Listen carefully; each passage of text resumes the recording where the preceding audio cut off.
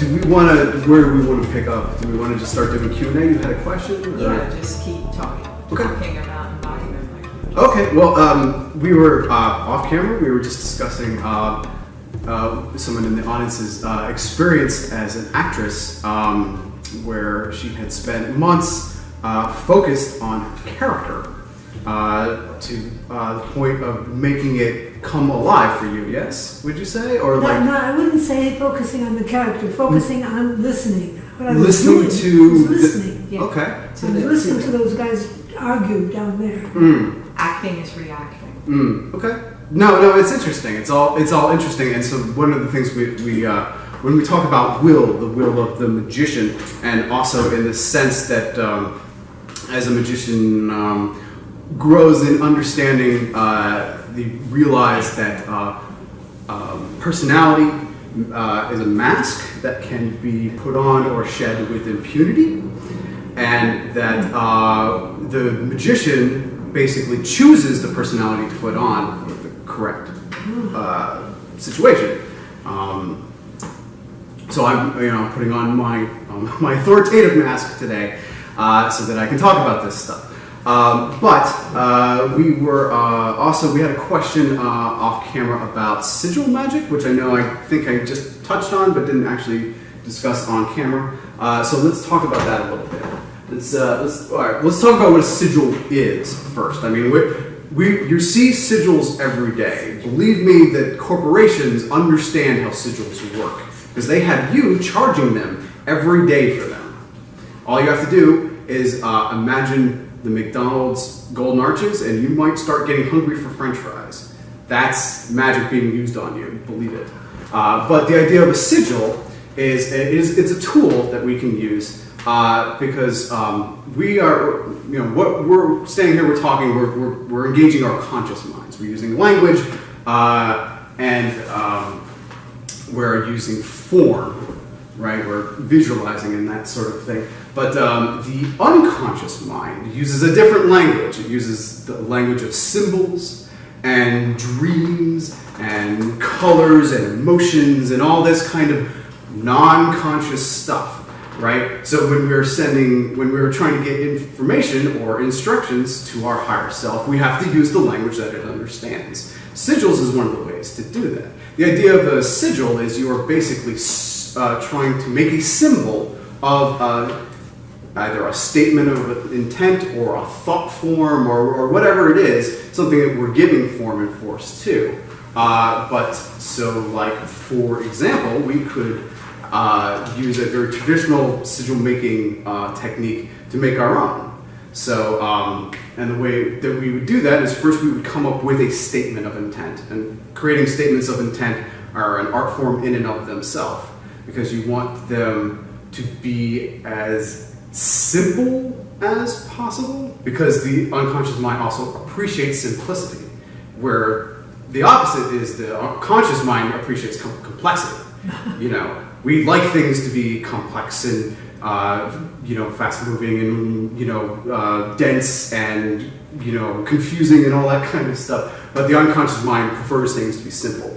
The simpler you can make your sigil, the more potent it's going to be. But the idea is we could sigilize a statement of intent that we then attempt to forget about, in essence. Let's see. I feel like I had considered a couple of ones that we might be able to use. But so just as a technique, right? We're not actually going to charge and activate the sigil today, but just as for instance, it could be a good statement of intent. It could be, it is my will that all those who appreciate my lectures will achieve positive, magical success. That seems nice and broad. There's nothing, necessarily downside to that. But I did specifically say positive because there's a couple of techniques to this that are worth understanding. But the unconscious mind, for instance, does not filter out negative words. So, like, if you said, I don't want to get sick, it doesn't hear don't. It just hears, I want to get sick. So we don't use words like that. Instead, we use positive words, right? Positive affirmations, stuff that can be misconstrued. But then, all right, so we have our statement of intent, right? How do we sigilize this? Well, all kinds of different ways. It doesn't really matter how you do it, but a traditional way is people will first drop all the vowels. They'll take the consonants, and then they'll get rid of any repeating consonants. So we have a T, we have an S, we have an M, we have a Y, a W, an L. That T repeats, we have an H, the L repeats, we have an S, we have a W. Did we have an S? Yes. Yep, we have an S, right? So you can see how these like quickly start, there's a P, an R. We did that L, we did that C. Do we have a T? We have a T. V. A V. And we need that K for magical, right? And that's probably it. I think we got everything else. So then the idea is then what you want to do is you want to take, you might want to go through a couple of iterations, especially when you start to have some practice doing this. But the idea is, and I actually have I will traditionally start all of my statements of intent with, it is my will to, and then to whatever. So I already have a shorthand that I'll do. For it is my will, I'll just make the syllabic star because I get the W and the M in there. But the idea is what you're trying to do is you're trying to make a visual image of using these letters, right? So then you might put the T here and the S going through it. You might see the Y here. You might say that's an L, and then that'll give us an H right there. Maybe you can put a C right there. That's the R, and that's the K. Whatever. I've done these a lot, right? Where what you're trying to make it look occulty and mysterious or whatever. But ultimately what you're really trying to do is you're trying to get it to the point where you like it. Where you're like, that looks cool. So you might do a couple of iterations. You might say, okay, well now that we've got this, how can we simplify this even further, right? Can we, maybe now that's the C and that's, put the K over here and make the R there. And then, maybe we'll just do something like that. Regardless, however you decide, you do it until you like it. And then when you're like, okay, that feels good. The idea is now you want to charge it with your intention, where you want to hold form and force together with your flashlight, right? Form being your visualization, how you picture what you're attempting to manifest. And then the force is the emotional vibration of that. And essentially, another way you can think about it, I think I've talked about this in the class before, is essentially what you're trying to do is you're trying to resonate or correspond with the future event, and you are trying to vibrate into that timeline. You can think about it that way, right? Now, you can only like attracts like, right? So what we do as magicians is we are attempting to, when we are doing this, we are feeling it as if we are feeling it in the moment. It's not something that's going to happen to us. It's something that's already happened to us. It's happening to us right now. And when the stronger we can hold that visually, the more emotional weight that we can give it, and the longer we can hold it in our minds, essentially what we're doing is we imagine or we visualize that energy charging the sigil. And there are different ways that people have, said they know when their sigil is charged. Some people, like when you start staring at it for about 5 minutes, you may start to see things happen. You may start to see either what we might say are hallucinations. We would see maybe the sigil would change, start to morph, at least in our mind's eye. Maybe it will fade out, it will fade in, it will grow, or maybe it will start to sparkle. I've seen that too. Or even the paper will start to sort of glow or whatever. At least that's what you're experiencing. But regardless, when you know, you'll know. It's like now it's done, now it's charged. Usually 5 to 15 minutes, depending. I mean, there's no right answer. It's all about you. And in theory, it had everything to do with your body of light in the first place. How much reserve energy you had to put out. Or did you need to pull it from the earth, or pull it from the sky? Or where do you get it from? Or was it your sorcery that gave you the boost? There's all kinds of different ways to think about where that energy came from. But regardless, mentalism is the lens, is the conduit, is the focus, right? Regardless of where it came from, you're the director, the magician, the one who stands at the top of the pyramid, the one who's the director, standing in the center of the circle. Make sense? That's the idea behind sigil magic. Now, sigils are also great because now we've basically created, a symbol of something artistic that now our conscious mind isn't going to get engaged with, especially if over time we've forgotten what that meant in the first place. There are whole techniques to like creating sigils, charging them, and then putting them aside for like a month or 2 months or 3 months, and then coming back to them when you've forgotten what they meant. And you charge them and activate them and you let them go. Now, the trick is, well, how do you know that it manifested? And that's because you forgot about it, right? That's the whole trick. How do you know that it worked? So the whole thing is like, you'll write a note of the sigilized intent with the date, but you won't open that until later. There's this whole way to do it, right? But in theory, that's because you want, because if you saw that symbol and immediately recognize that that's my symbol for such and such, right? Now your conscious mind is engaged. And if, now your unconscious can't. Now, there's also 2 schools of thought as far as sigils are concerned. There's the idea of you only do it once and you forget it and it's gone, right? And until it manifests again, it never crosses your mind.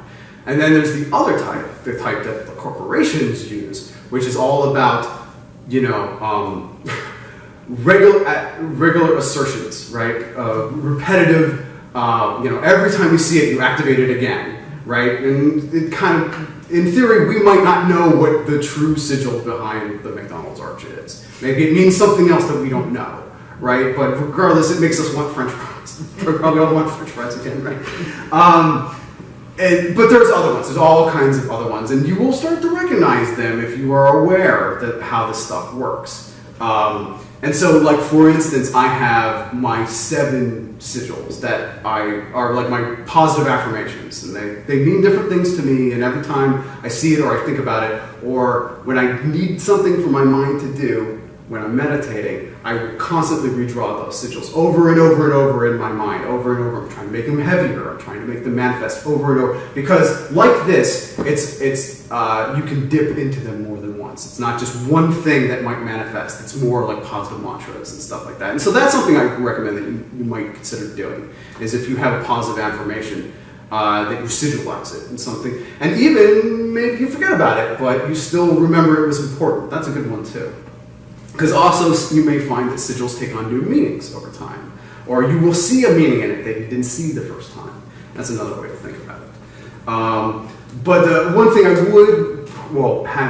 been recommended as well, is that when you are doing sigil magic, especially if you're using a technique like this, where you're just sort of, breaking down a statement of intent, you probably just want to use either the English language, or if you are going to incorporate another system of symbols, like runes, for instance, it's typically not recommended because they're their own system.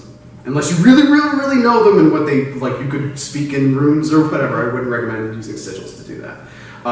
But you can also, runes and sigils both are like ideal for talismans, magic circles. Also, when we sigilize a statement of intent, that's a great thing to carve into a candle.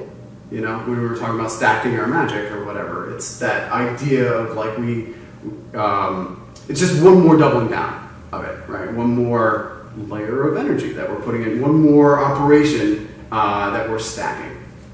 Okay, so I think that's the basics of sigils. Do you guys have more questions? How do you spell it? Spell sigil? Yeah. Sigil. Oh. So, yeah.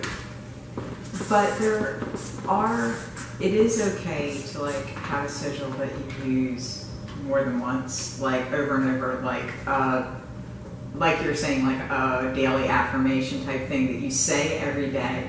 Is that something that you could then turn into an object with more permanence than, say, a piece of paper? Yes, you can. Absolutely, you can. And actually, that technique is called shoaling.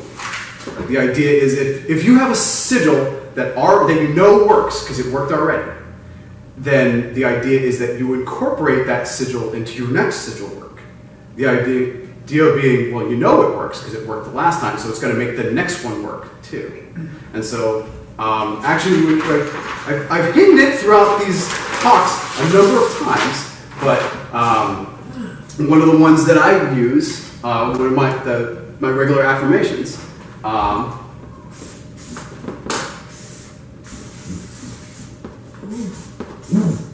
is this one.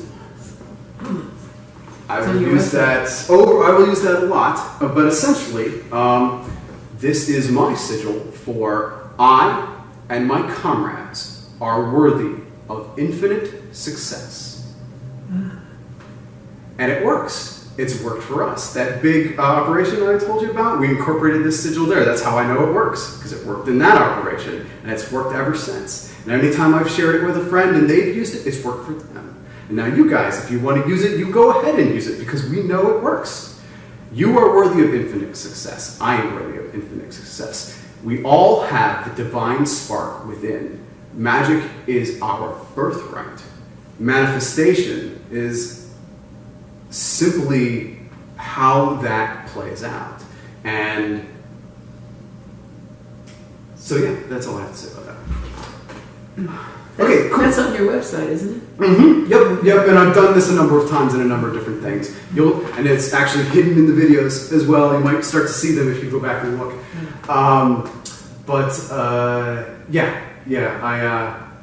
I've enjoyed magical success, and I want to spread it around. And this seemed to be a pretty surefire way to do it.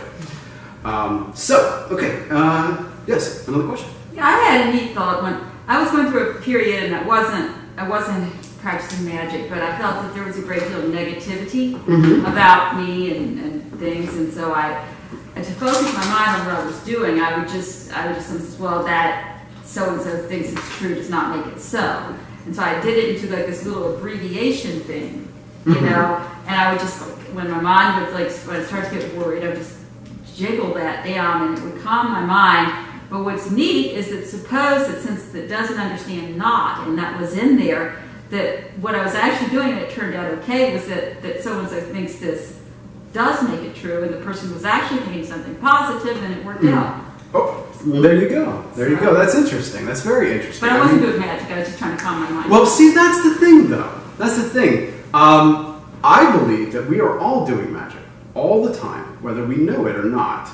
And the idea is that, you know, whatever we're focusing on, that's what we're bringing about. That's the other thing that those in the know, who know how this stuff works, are busy keeping our minds focused on the things they want us focused on, because we will bring it about. The power of our collective imagination is the most powerful thing there is. If we could harness it together, there is nothing that we couldn't do. That being said, the most rewarding stuff is always going to be the personal journey in the first place, I think. I mean, you can't, as above, so below, as within, so without. The external world is a reflection of your internal world, and vice versa.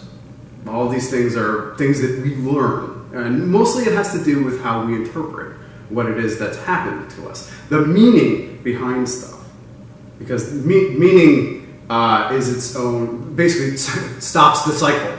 Once we've decided something means something, then we're done debating it, because we know what it means. You know, anyway. Okay, so, sorry, you had a question? Yeah. You mentioned that visualization is giving form. I'm sorry, you mentioned that form is using your visualization, Right. and that giving it force is your emotion or your Right. emotional power. Mm-hmm. So my question is, how do you? Because I've read a lot that giving it emotional vibration seems to be the missing ingredient for a lot of people that have tried to work with bringing manifestation about, you know, sort of like the law of attraction. Oh, yeah. Oh, yeah. Magic and affirmations. That for a lot of people, it seems to not work because they miss that element of emotion, of charging it, of giving it that force. Mm-hmm. So I guess my question is, how do you harness that emotion? How do you give it that? Right. Oh yeah. No, I understand. I mean, there's. I mean, it's. Unfortunately, it's something you can't fake. It's Right. one of those things that you need to be able to either do by force of will, or maybe you need to figure out a more clever way around it. Some people, for instance, if they techniques I've heard about, for instance, is if someone can't get themselves out of a negative mindset. No matter what they do, it's always going to be negative. And they can't manifest success for themselves because they always feel crappy about it. Well, what can work for them is if they turn everything on its head. And they're like, what am I going to do with all this success? I have all this work to do. They be negative about all the things that they want to manifest, and it'll manifest because that's what they're focused on. That's what they're spending their time. It's also the idea when we were talking about what we give the most weight. That's what has the most certainty of manifestation. And ultimately, whatever we believe in as our faith to be the most certain is the most certain to manifest. You know, and that's why it's very, very easy to trip yourself up, kind of like you're talking. But yes, I mean, everyone talks about the law of attraction, right? We hear that from a dozen different places, and I always roll my eyes because it's like, yeah, that's great. It's not wrong, but it's like one of the 7 Hermetic Principles. They're missing the other ones. You know, vibration, like you're talking, or correspondence, or whatever, stacking your magic, or it's not a state of mind, all that kind of stuff. Now, technically, people tend to be good at one or the other, and not both. They tend to be either really, really good at the visualization stuff, but because they're either intellectual or they're emotional people, right? You can think about it that way, left brain and right brain. A right brain person is going to be more inclined towards the one, and the left brain is going to be inclined towards the other, right? In theory. Anyway, I'd like to think I'm halfway decent at both, but I'm not the best at either. You know, it's that kind of thing. But whatever one you're good at, you want to work on the other one, right? Or in theory, you want to give them both equal measure because you want them to be in equal measure to manifest, right? But the answer is how do you do it? Short of will, I would say that your imagination is going to be key. The stronger you hold, because even the Buddha tells us that, right? The thought starts and then emotion follows, right? And then action from that, or whatever. That's kind of what the Hermetics are talking about when we were talking about our circle, right? East is air, first is the thought, south is fire, and then it's the will that directs it. West is water, the emotion, the form and force, or the force that gives form life. And then earth in the north is manifestation, right?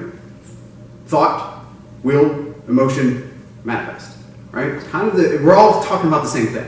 And so the idea is that if you can put yourself in that mindset, you're imagining it happening in the moment. If it happened to you in the moment, how would you feel? Would you feel grateful? Ideally, that would be the right emotion to vibrate. Gratitude. Because you will be grateful for the thing that manifested. Right? And you will be grateful to be shown evidence, at least in your mind, that magic works, right? That's something to be grateful for. All that stuff. So the idea is if you can imagine what it will be like in the moment for you when it manifests, it's the best way to vibrate into that timeline, if you think about it that way. Does that make sense? So I'm sorry. So putting yourself in an emotional state as though that manifestation has already occurred. Yes, and yes. It has already become your reality. Exactly, exactly. So, okay. And you can think about it this way. Another way you can think about it is that a magician's ritual, his operation, his spell, whatever, that's a formality. That's a formality because it will already come to pass. You are basically just making your offerings for what you are already going to receive. It's the difference between faith and hope, right? Hope is evidence of doubt because you're not sure. Faith is certain.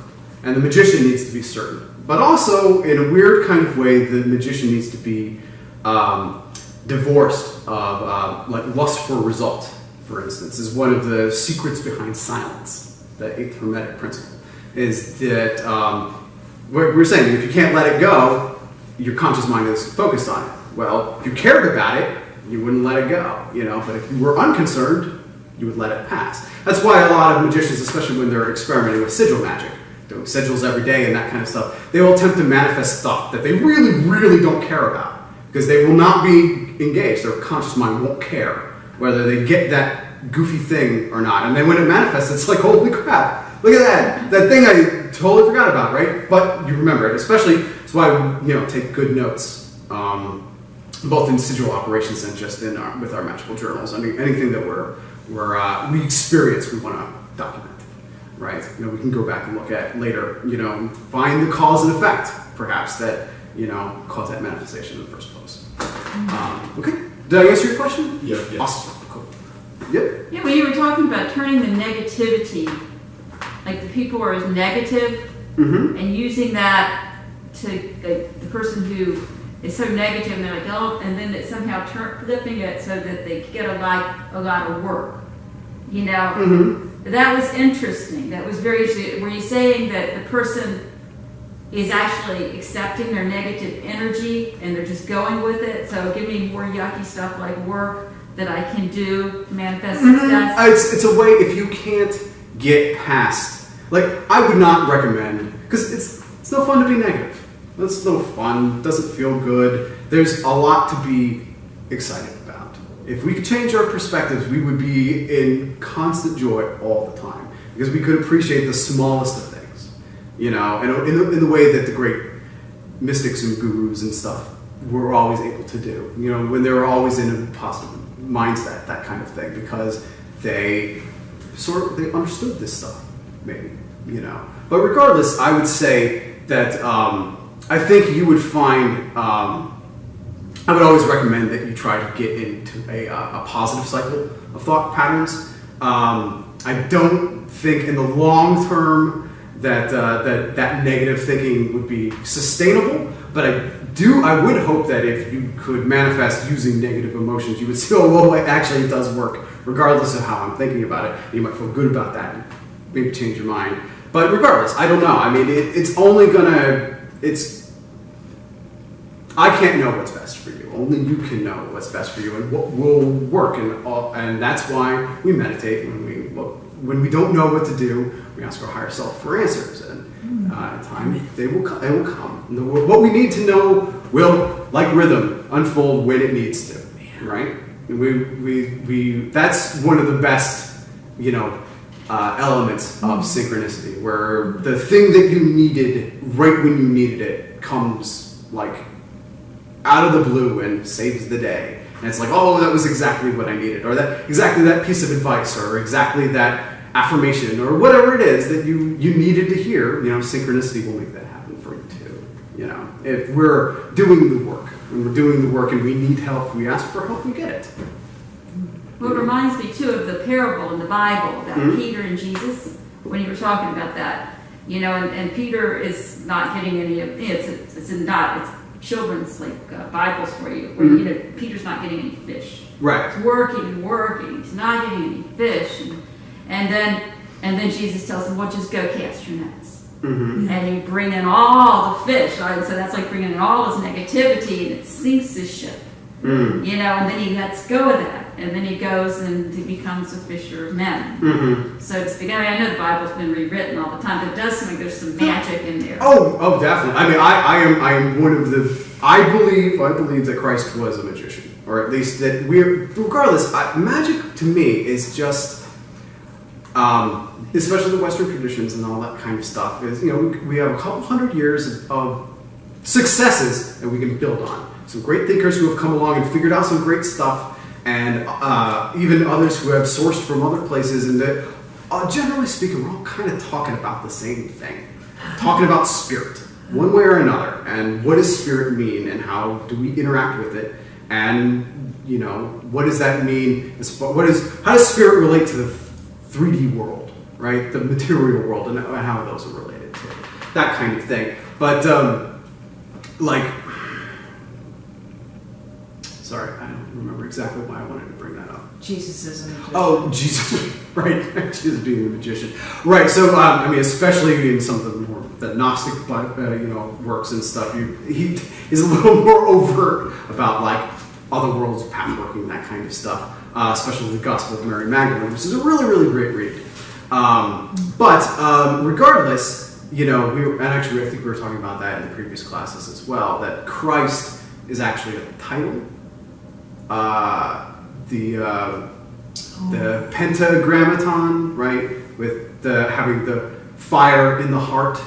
The Yeshua, Yod-Heh Shin-Vah-Heh, is Yod-Heh Vav-Heh is the Tetragrammaton, the 4-lettered word of God, and then Yeshua is the 5-lettered word of God. It is the manifest, with the fire of God in the heart, is the idea, anyway, right? So that's what I think the Christ figure was sharing, the Christ consciousness, right? That we all have it, we can all achieve it, we can all be in the column of light, we can all be connected to the divine. It's our birthright. Mm-hmm. Two things. For one thing, I think Christ and Krishna were probably related. The Jesus Lived in India book, all of that. It seems so absolute to me. And the other thing I've forgotten, I was going to say, I think childhood is very important for each of us to think about the childhood.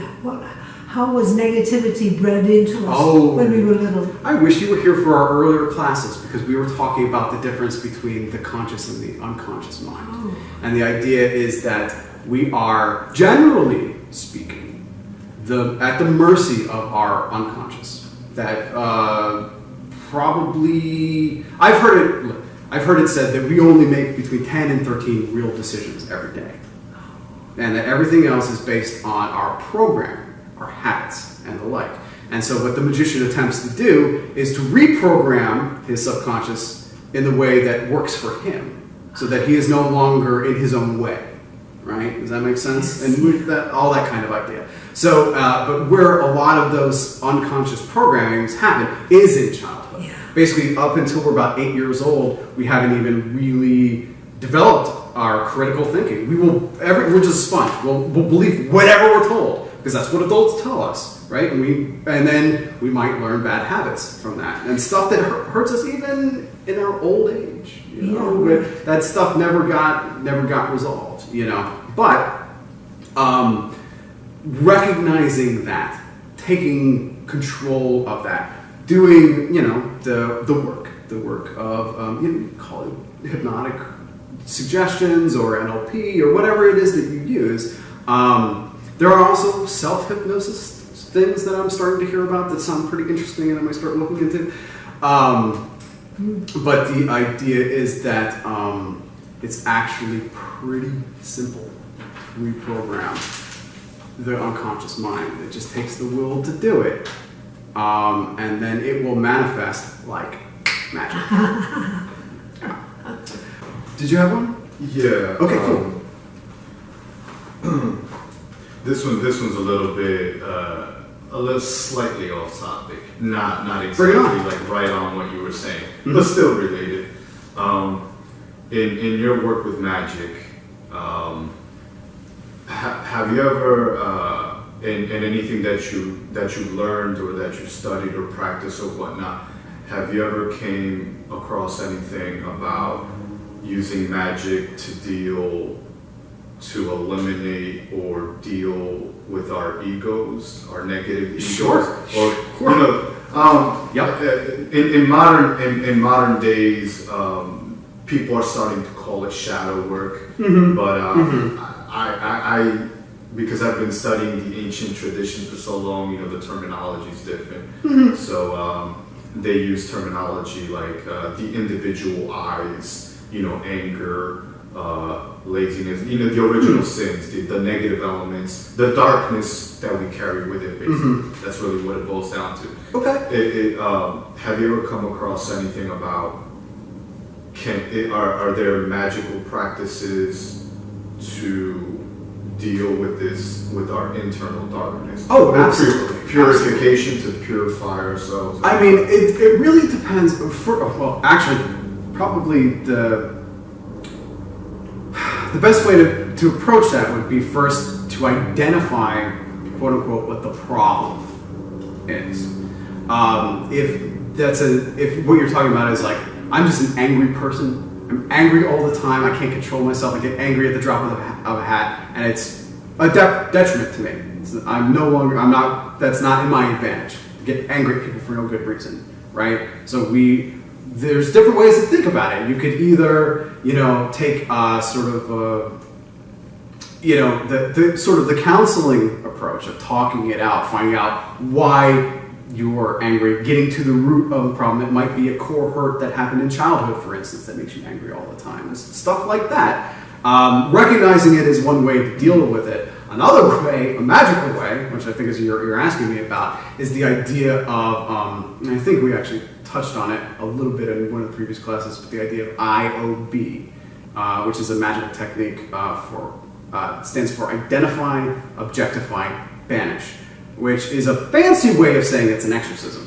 I'm sorry, can you repeat that again? I.O.B. Identify, objectify, and banish. All right, so kind of what we were talking about already, right? We were talking about a thought form or shining your concentration light on it. The more weight you give something, an obsession, for instance, an angry obsession, for instance, is going to have a lot of weight, especially if you're all hung up on it, you get angry all the time. Every time you think about it, you're feeding it, right? You're making it heavier, making it realer. And in a sense, at least in the magical community, we call that a thought form. Thought forms can take on lives of their own. Yes, They can become self-aware with their own goals and motivations, and it is not a good idea to create a thought form by mistake. That being said, it happens. And one of the things, especially if it's okay, so we can think about it this way. You know, whether or not you believe in spirits or angels, demons, whatever, it doesn't matter, because our mind does. Our mind functions, that psychic thing. It functions as if, right? Regardless of whether it's true, it functions as if. So the idea is, okay, so what is the functional difference between an addiction and a demon? The functional difference is none. They are the same as far as your mind is concerned, because it's going to function the same way. It's like an obsession or an addiction. It's going to keep coming back, keeps needing to be fed, keep demanding to be fed, right? At the cost of what? Right? Probably your true will, right? But the idea of I.O.B is that recognizing it, even giving it a name, giving it a form and force, right? What people will do is like, they'll take that negative trait of themselves and they'll feed it. They'll make it like alive. They'll give it a name, they'll draw it, they'll spend time meditating on it, and then they put it outside of their magical circle. And they will zap it with destructive energy until it stops being a problem. It's banished. That's the big, right? Identifying the problem, objectifying it, form and force, giving it fuel, and then now that it's alive, you kill it, right? It's the way you think about it. Hopefully that answers your question. But the idea, but there's all different kinds of ways you could think about doing that too. In theory, if you have to destroy it, it still has control over you. Wouldn't it be better to tame it? You know what I mean? Wouldn't it be better to make it work for you? And so, like, that's more what you're talking about with shadow self integration, right? Where it's okay to be angry. There's nothing wrong with anger. It's just when it festers. Because anger is there to make us move. Anger is there to make us act. We do not like this situation, therefore we must do cause and effect, X, Y, Z, to get out of being angry. Right? Now, the opposite of hate is love. That's another way you can get out of anger, is you just change your perspective and find a way to love your enemy. That's one of the spiritual pursuits. But there's all kinds of different ways you can think about it. It's really, to me, it's just like, how do you get to the point where you don't care? Right? Where it doesn't bother you anymore. If that requires an exorcism, that's what it's going to take, then do it. Right? But if it's a more sense of integration, spending time because that's the thing. I think, again, whether they're real or not, it doesn't matter anymore. It doesn't matter, for instance, it does not matter anymore if you individually believe in the devil. It does not matter, because enough people who share our collective unconsciousness do. To give that enough of a thought form that it could kick your ass. You know what I mean? So the idea is whether or not you believe the devil exists doesn't matter, because someone else does. So we're all sharing that astral space regardless. Now, the other side to that equation, though, is that the magician stands at the top of every pyramid. Everything begins in the mind. He is the top of every hierarchy. Anything that is called down, called up, called within, called without, is all filtered through this mind anyway. So even though, quote-unquote, the devil exists, he will only interact with you in the way that you would view him. Does that make sense? So it might not even be the same entity, right? Does that make sense? It's in a weird kind of way. I mean, who can say? Who can really, really say? I don't recommend working with anything that would give you the willies, because that's evidence that you don't want to do that, right? Does that make sense? So you would want to deal more with the things that would resonate with you. Does that make, all right. Now I feel like I'm rambling a little bit. Okay, cool. Well, building on his, as far as doing shadow work and managing your ego, do you think doing an I.O.B ritual is more beneficial because it's more dynamic than doing a purification? I would say that yes.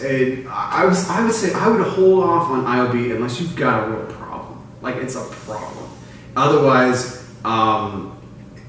something that needs, I have no use for this, be gone, is the idea. Because technically, we had talked about it a little bit. First class, was it?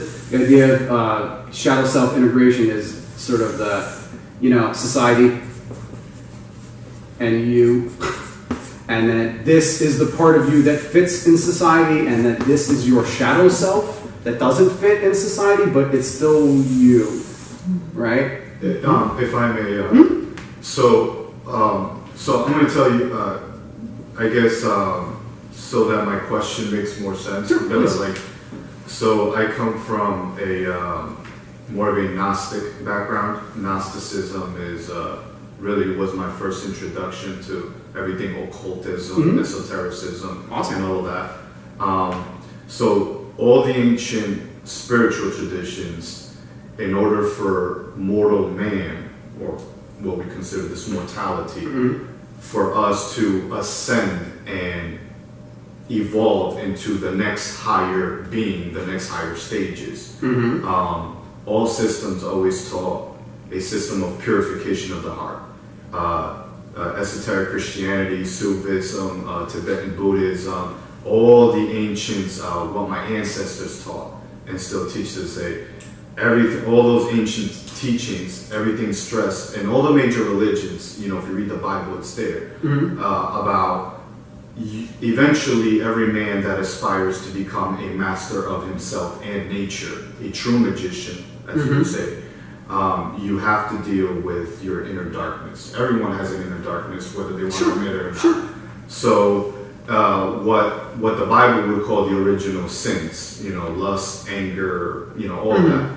So every tradition has a different way of dealing with it. So, for example, in Gnosticism, you have to identify the ego through self-observation, It's a very deep psychological work, and then you have to observe it within yourself, and then you have to meditate, and then there's a magical operation where you invoke the Divine Mother of Earth. Some people call it Gaia. She goes by name Isis. The Egyptians called her Isis. Yep.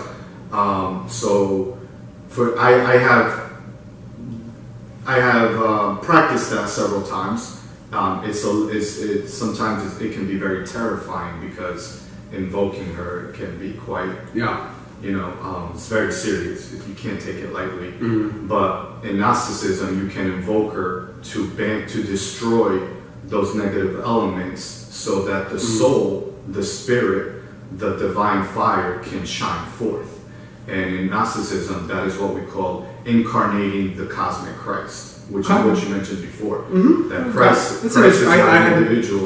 Familiar with that, but yeah. So what the Gnostics strive for is to incarnate the cosmic Christ. The cosmic Christ becomes part of my entire being, and that is how I transform myself spiritually.